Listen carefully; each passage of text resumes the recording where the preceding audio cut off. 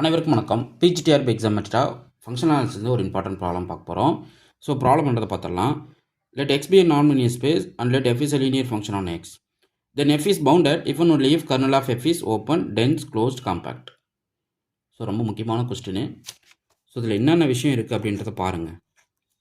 ஒரு நான்-linear ஸ்பேஸ் எடுத்துக்கிறாங்க, அதில் ஒரு லீனியர் ஃபங்க்ஷன் டிஃபைன் பண்ணுறாங்க. சப்போஸ் தட் மேப் இஸ் பவுண்டடாக இருந்தால் if and only if kernel of fன்றதை கேட்குறாங்க. ஸோ ஆப்ஷன் ஏ ஓப்பனா, ஆப்ஷன் பி டென்ஸாக, ஆப்ஷன் சி க்ளோஸ்டாக, ஆப்ஷன் டி காம்பேக்டாக. ஓகே, ஸோ கிவன் டேட்டா பாருங்கள். இந்த கொஸ்டின் எப்படி நீங்கள் அப்ரோச் பண்ணணும்? ஸோ பாருங்கள், எக்ஸ் வந்து நான்-லீனியர் ஸ்பேஸ், இதுதான் given non-linear space. Okay fine. இப்போ எஃப் வந்து linear function on X, some scalar ஃபீல்டுக்கு மேப் கொடுக்குது. So linear function okay, which is bounded. Also F is bounded, அது கொடுத்துட்டாங்க.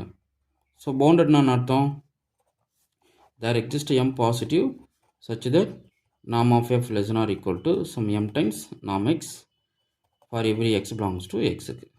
இது பவுண்டட்னஸ்க்கான கண்டிஷன், கரெக்டுங்களா? So norm of f of x equal to f of x less than or equal to m times norm of x. So இது வந்து bounded கொடுத்துட்டாங்க.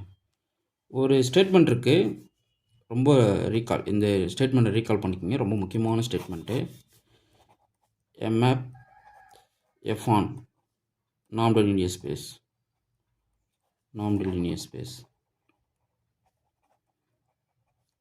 is bounded if and only if it is continuous. Okay, so ரொம்ப முக்கியமான result. So function அனாலிசிஸில் opening தியரமே இதுதான். என்னது, ஒரு function analysis study பண்ண போகிறோம் அப்படின்னா அந்த ஏரியாக்குள்ளே வந்துட்டாவே ஓப்பனிங் தியரம் அதுதான். map f on a non-linear space is bounded if and only if it is continuous. So என்னுடைய மேப் வந்து பவுண்டட்னு கிவன் கொஷனில் கொடுத்துருக்காங்க. ஸோ நான் கண்டினியூட்டியே எடுத்துக்கலாம், கரெக்டுங்களா? Because F is bounded linear ஆப்ரேட்டரான நான்-லீனியர் ஸ்பேஸ்ன்றதால. இதுபடி இந்த ரிசல்ட் படி ரொம்ப முக்கியமான ரிசல்ட்டு. ஸோ என்னுடைய மேப் வந்து பவுண்டட் ஆகிடுது. ஸோ அதனால் அது கண்டினியூஸ் ஆகிடும். ஸோ இந்த கொஸ்டினை நான் சால்வ் பண்ண நான் என்ன பண்ணிக்கிறேன், கண்டினியூஸாக உள்ளே கொண்டு வரேன். நமக்கு கண்டினியூஸ் ரிலேட்டடான ரிசல்ட்ஸ் என்னென்ன இருக்குது சொல்லுங்கள் பார்ப்போம். Inverse image of open set is open, inverse image of close set is closed, கரெக்டுங்களா? ஓகே, கண்டினியூட்டிக்கான results inverse image of close set is closed, inverse image of open set is open. So கண்டினியூட்டியோடைய equivalence statement, equivalence of continuity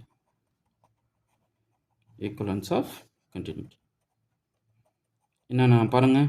first inverse image of open set is open,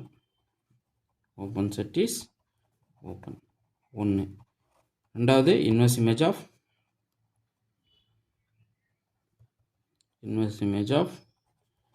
closed set is closed. So இது எல்லாமே உள்ளே அடங்கியிருக்கு. நான் சொல்கிறது புரியுதுங்களா? இந்த விஷயம் எல்லாம் இந்த கொஷின்ஸ்குள்ளே இருக்குது. ஓகே, நெக்ஸ்ட்டு கர்னல் ஆஃப் எஃப்ன்றதை நம்ம டிஃபைன் பண்ணணும். ஸோ கர்னல் ஆஃப் எஃப் என்ன? ஸோ எஃப் வந்து நான்-லீனியர் ஸ்பேஸ்லேருந்து ஸ்கேலர் ஃபீல்டுக்கு போகிற ஒரு linear function. Okay, linear function. So kernel of எஃபோட ஸ்டேட்மெண்ட் என்ன? Kernel of F equal to collection of all X in X such that F of X equal to 0. ஏன்னா அது scalar field வந்து real ஃபீல்டாக எடுத்துக்கிறேன். ஏதோ ஒரு ஸ்கேலர் ஃபீல்டில் கண்டிப்பாக 0 வெக்டர் இருக்கும். 0 வெக்டர் இல்லாத ஒரு ஸ்கேலர் ஃபீல்டு உங்களால் கொடுக்க முடியாது. ஓகே, ஸோ கர்னல் ஆஃப் எஃப்னா collection of all X belongs to X such that F of X equal to 0. எனக்கு தெரியும் this map is bounded as well as continuous, கரெக்டாக? ஆக்சுவலாக இந்த கர்னல்ன்றது என்ன, எந்தெந்த எலமெண்ட்டெல்லாம் 0க்கு மேப் ஆகுதோ அந்த செட் ஆஃப் எலமெண்ட்ஸ் வந்து கர்னலுக்குள்ளே இருக்கும், கரெக்டாக? அதாவது சிங்கிள்டன் 0, இது வந்து 0ன்னு எடுத்துப்போம், சிங்கிள்டன் 0ன்னு எடுத்துப்போம். ஸோ மேப் வந்து கர்னல் நான் டிஃபைன் பண்ணுறேன். ஸோ எதெல்லாம் கர்னல் அப்படின்னா எந்தெந்த எலமெண்ட்டெல்லாம் 0க்கு மேப் கொடுத்தது, கரெக்டாக? ஸோ இந்த டொமைன் ஸ்பேஸில் கர்னல் வந்து ஒரு சப்ஸ்பேஸாக இருக்கும். நல்லா தெரிஞ்சுக்கங்க. Under the linear transformation the function of domain space the kernel space always a subspace. Okay, so புரியுதுங்களா? ஸோ இப்போது 0க்கு மேப் பண்ண செட் ஆஃப் எலமெண்ட்ஸ் நம்ம எங்கே பொறுக்கணும்? எக்ஸில் பொறுக்கணும். அப்போது 0க்கு இன்வெர்ஸ் இமேஜ் பார்க்கணும், எஃப் இன்வெர்ஸ் கண்டுபிடிக்கணும். அப்போ எஃப்என்எஸ் ஆஃப் 0ன்றதை பார்க்கணும், கரெக்டாக? எஃப்என்எஸ் ஆஃப் 0 தான் என்னுடைய கர்னல். ஸோ ஜீரோட எலமெண்ட்டு இன்வெர்ஸ் இமேஜ் தான் என்னது எனக்கு கர்னல். ஸோ அப்போது சிங்கிள்டன் ஜீரோ நமக்கு என்ன தெரியும், இஸ் ஆல்வேஸ் க்ளோஸ்ட். அப்போ inverse image of close set என்னது, inverse image of close is nothing but kernel of F. Okay, அப்போ inverse image of by continuity apply பண்ணுறேன். சிங்கிள்டன் ஜீரோ இஸ் க்ளோஸ் செட்டுக்கு inverse எடுக்கிற by continuous ஃபங்க்ஷனால். Okay, so inverse image of close set நமக்கு என்ன ஆகிடும், க்ளோஸாக இருக்கும். அப்போ கர்னல் ஆஃப் எஃப் ஆல்வேஸ் என்னவாக இருக்கும், க்ளோஸ்டாக இருக்கும். புரியுதுங்களா? ஸோ இது எப்படி பிடிக்கிறதுன்னு தெரியுதுங்களா? ஸோ ஃபங்க்ஷன் வந்து ஒரு நான் யூனியன் ஸ்பேஸில் வந்து ஒரு ஸ்கேலார் ஃபீல்டுக்கு மேப் கொடுக்குது. அதில் கர்னல் ஸ்பேஸ் பற்றி கேட்குறாங்க. ஃபங்க்ஷன் வந்து பவுண்டட்னு சொல்லிட்டாங்க.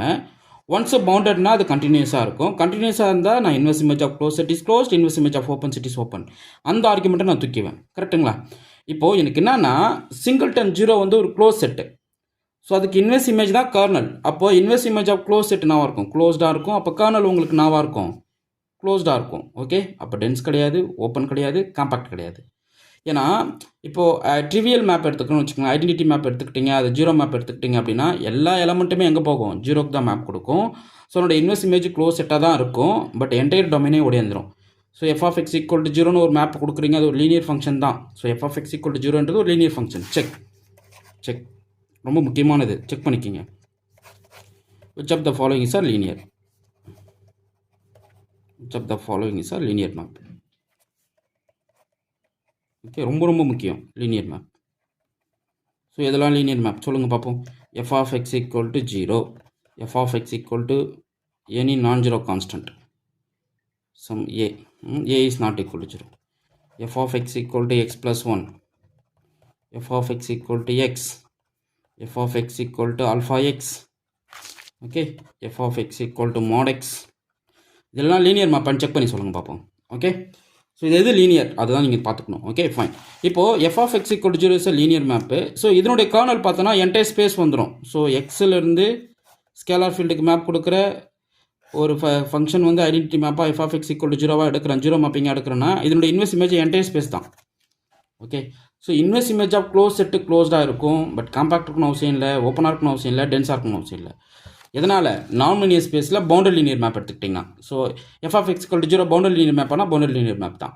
ஓகே, ஸோ நீங்கள் லீனியர் மேப்பாக கன்சிடர் பண்ணுறச்ச இப்போ நமக்கு அதை பற்றினா இவங்க எதுவும் சொல்லலை. Just F is a linear map between non linear space to the scalar field some K in which f is bounded இருந்தால் then the inverse image of closed inverse image then the kernel of fன்றதை கேட்குறாங்க. எக்ஸாக்டாக kernel of எஃப்ன்றது நம்ம என்னென்ன identify பண்ணணும்.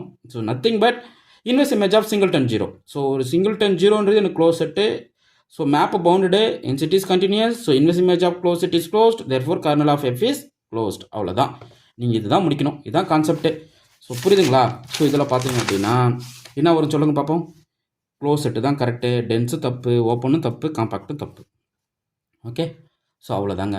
So இதுதான் வந்து நீங்கள் தெரிஞ்சுக்க வேண்டிய விஷயம். இது போல் நிறைய கொஷின்ஸ் வந்து இந்த லெவலுக்கு நீங்கள் ஃபோக்கஸ் பண்ணி ஒவ்வொரு ரிசல்ட்ஸையும் கனெக்ட் பண்ணி படிச்சிங்க அப்படின்னா உங்களுக்கு என்றைக்குமே எந்த ஒரு விஷயமும் மறக்காது.